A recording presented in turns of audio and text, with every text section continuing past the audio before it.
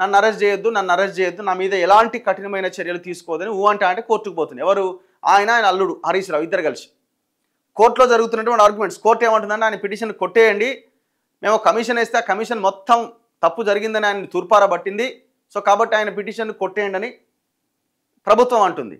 ఇది కాళేశ్వరం మీద ఎంక్వైరీ కాదు, దయచేసి మళ్ళీ అదే చెప్తున్నాను. ఇది కేవలం కాళేశ్వరం ప్రాజెక్టులో భాగంగా నిర్మించిన 3 బ్యారేజ్లు మేడిగడ్డ, అన్నారం, సుందిళ్ళ పైన విచారణ మాత్రమే. కాళేశ్వరం మీద విచారణ అంటే అన్నీ వస్తాయి, పంపులు వస్తాయి, టన్నెల్స్ వస్తాయి, మేడిగడ్డ కుంగడానికి ముందే మునిగిపోయిన బాహుబలి మోటార్లకు సంబంధించిన పంప్ హౌజులు వస్తాయి.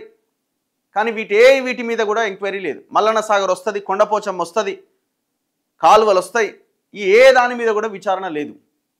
కేవలం 3 బ్యారేజ్ల మీదనే, ఎల్ఎన్టీ కట్టిన వాటి మీదనే విచారణ ఉన్నది తప్ప మెగా కృష్ణారెడ్డి కట్టిన మిగతా 90% ప్రాజెక్టు మీద ఎంక్వైరీ లేదు. మరి ఇది కాళేశ్వరం ప్రాజెక్ట్ ఎంక్వైరీ ఎట్లయితుంది? కాదు కదా, 3 బ్యారేజీల విచారణ మాత్రమే అంటారు దీన్ని.